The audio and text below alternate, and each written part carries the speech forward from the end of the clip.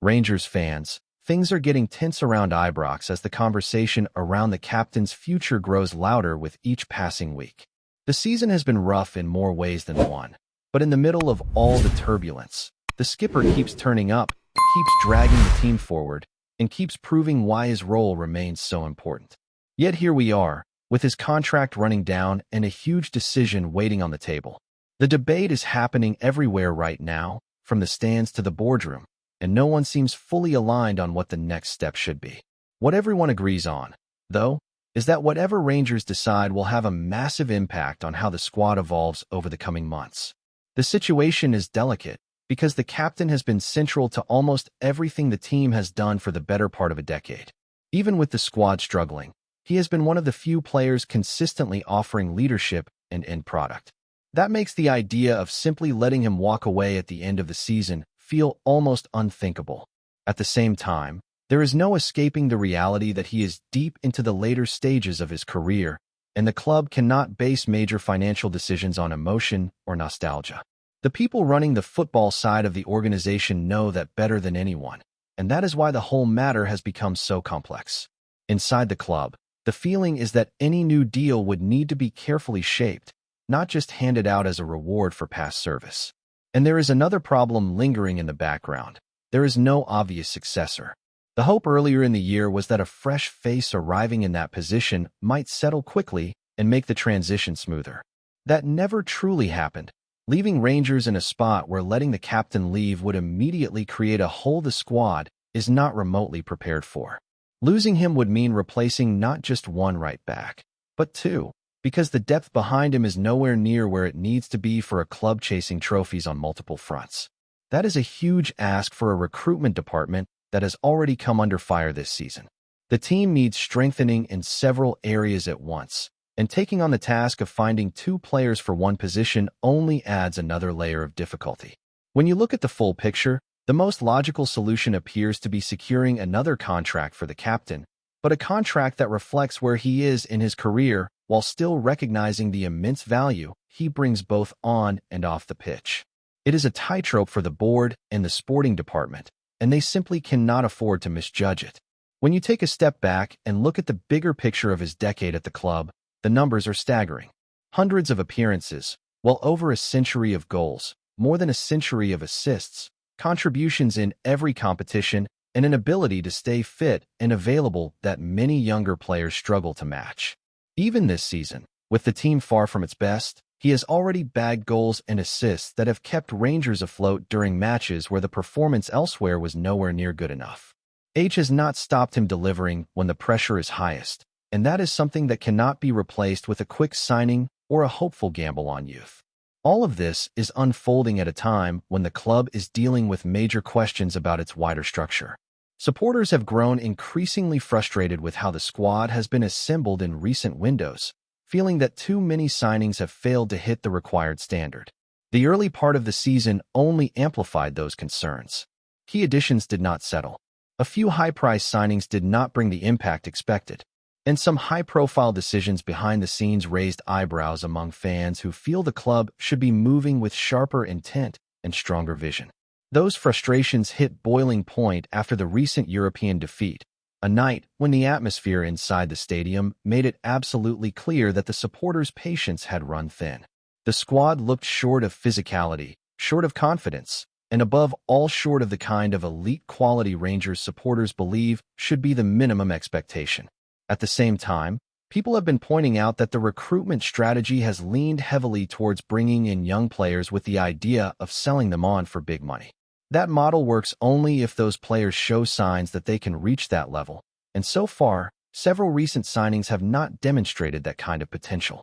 The concern now is that the club is heading into another transfer window needing significant reinforcements, yet there is uncertainty over how much money will be available and how wisely it will be spent.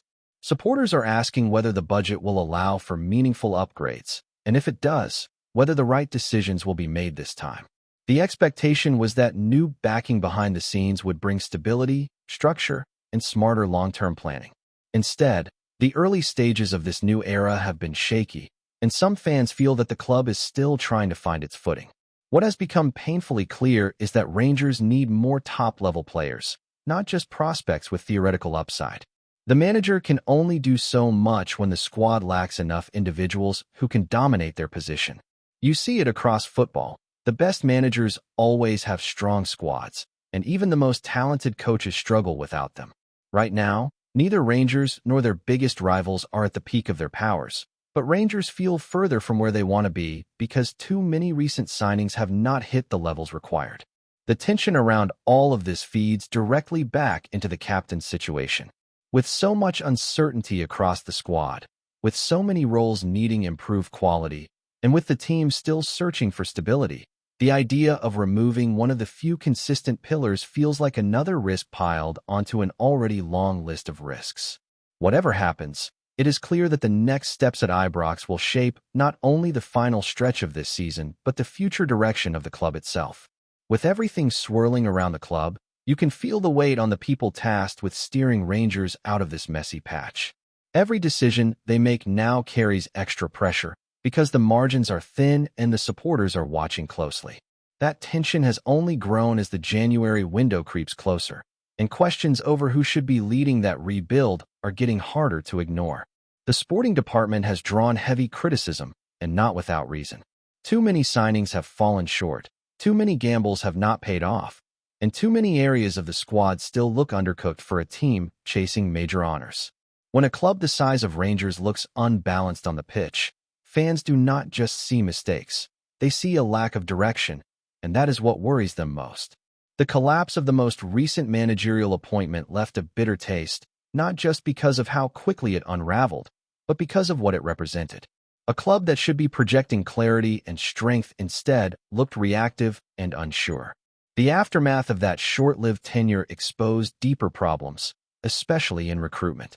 Players who were expected to form a new core struggled to make any real mark. Some looked off the pace, others looked overwhelmed by the demands that come with wearing the shirt, and a few simply did not look like they fit the identity Rangers want to rebuild.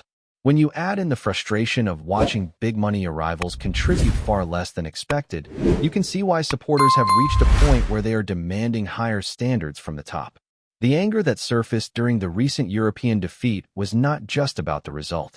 It was the culmination of months of watching a team that often feels stuck in second gear, lacking the sharpness and leadership needed to compete at the very highest level. It was also a message to those running the football department that the excuses have worn thin.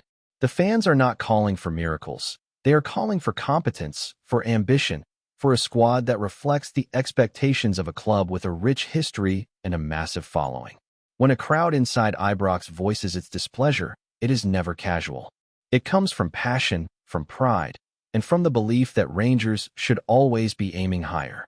Amid all this uncertainty, the debate around handing more transfer power to the sporting department has become a hot topic. Supporters are asking how anyone can justify releasing another substantial budget when the returns from the last one have been so underwhelming. It is fair to hope that signings will improve with time, that new players will settle, but waiting for potential is not something that fits well at a club where expectations are sky-high every single season. Rangers need players who are ready to influence games immediately, not projects who may or may not come good in a few years. The feeling among many fans is that recent spending has not matched that reality. Money, of course, lies at the heart of all this. Not just the amount available, but how wisely it is used. The most successful periods in Rangers' modern history were always built on strong, decisive recruitment. The club might not always have had the biggest budgets compared to others in Europe, but they used what they had with precision. The worry now is that financial mistakes from recent windows are still being felt. Overspending on players who do not contribute and overlooking positions that desperately need reinforcement can drag a club backward. Supporters know this, and it is why they want to see smarter, more focused planning from those at the top. When new ownership influence entered the picture, many believed it would spark a cultural shift behind the scenes, bringing fresh ideas and sharper strategy. Instead, the early months of this new era have left people scratching their heads. Decisions feel inconsistent. Recruitment feels scattershot. The team on the pitch looks like a patchwork rather than a carefully constructed squad. It is still early, yes, but Rangers fans do not measure progress in vague promises. They judge by what unfolds on match days, by how the squad performs, and by whether the club looks like it is heading in a winning direction. All of this makes the upcoming window feel like a fork in the road. The club desperately needs reinforcements in multiple areas. The midfield is crying out for more bite and creativity. The attack needs far more reliability and composure in front of goal. The defense requires stability, depth, and competition in key positions. But the biggest question is not just who Rangers should bring in. It is who should be making those decisions. Supporters want to feel confident that the next signings will lift the team, not add to the list of players struggling to find their place. Even those within the game, people who understand the pressures of running a football club, have expressed doubts about the current direction. They look at the squad and see a lack of elite quality. They see too many players who are decent, but not quite at the level required to dominate the domestic scene or compete in Europe. The truth is simple. In modern football, the difference between success and mediocrity often comes down to recruitment. A great manager can elevate a team, but he cannot transform players who are not suited to the demands of the club. Rangers need individuals who can handle the pressure, handle the expectation, and deliver when it matters most. Another factor that amplifies the tension is the knowledge that their closest rivals are also not at their strongest right now. This should have been a moment for Rangers to seize control, to push forward and set the standard.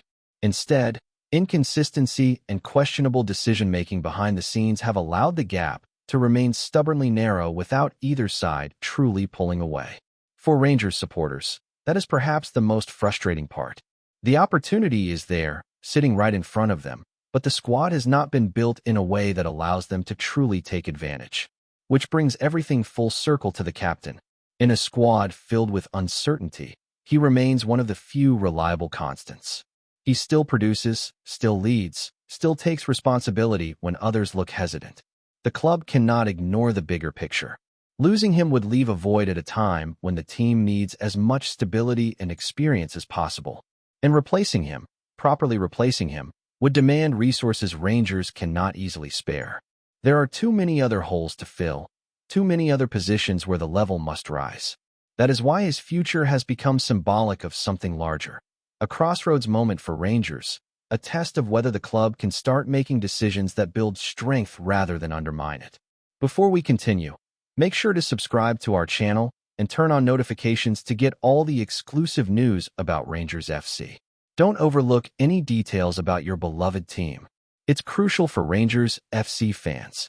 Whispers have been circulating through the corridors of Ibrox, and the latest chatter has Rangers fans buzzing with anticipation. Ryan Porteous, the promising Scottish defender whose name has been quietly gathering momentum across the Premiership, is reportedly on the verge of joining the Gers. Sources close to the club suggest that the move could inject a fresh sense of authority into a backline that has been seeking both solidity and leadership. Porteous, whose performances have caught the eye for their composure and sharp reading of the game, is said to be seen as more than just a stopgap. Insiders hint that Rangers management views him as a cornerstone for the defense, a player capable of marshalling the backline with confidence, while also offering glimpses of that attacking spark from deep positions that modern center-backs are increasingly expected to provide. The speculation is that he could slot seamlessly into a partnership that balances experience with youthful energy, giving the defensive setup the reassurance it has sometimes lacked. While nothing has been officially confirmed, murmurs suggest that the transfer talks have been moving at pace behind closed doors, with both parties keen to make a statement. Fans have already taken to social media, dissecting clips and stats, debating how Porteous's arrival could shift the dynamics at Ibrox. Will he pair with the club's existing stalwarts to form an unyielding wall, or will he be tasked with reshaping the defensive identity entirely? The intrigue is building, and the anticipation is palpable. Even among rival supporters, there's a recognition of the potential impact. Porteous carries a reputation for resilience, aerial dominance, and a tactical awareness that belies his years. If the rumors bear fruit, Rangers could be signaling a strategic intent not just to shore up their defense, but to announce themselves as a force uncompromising in both grit and ambition. As the buzz grows, the city's pubs and terraces are abuzz with speculation, with fans and pundits alike dissecting the possible implications for the squad. For now, it remains in the realm of speculation, a tantalizing what-if that keeps supporters on the edge of their seats. But one thing seems certain. If Ryan Porteous does indeed make the move to Rangers, the chatter won't die down anytime soon. The anticipation, the debates, and the dreams of a reinforced defense are set to dominate conversations, keeping everyone glued to the latest whispers from Ibrox. Greetings, fans. Make sure to hit that like button and subscribe to the channel, as it's greatly appreciated by Rangers FC. And don't forget to share your thoughts on the news in the comments section below. Until the next video, stay tuned.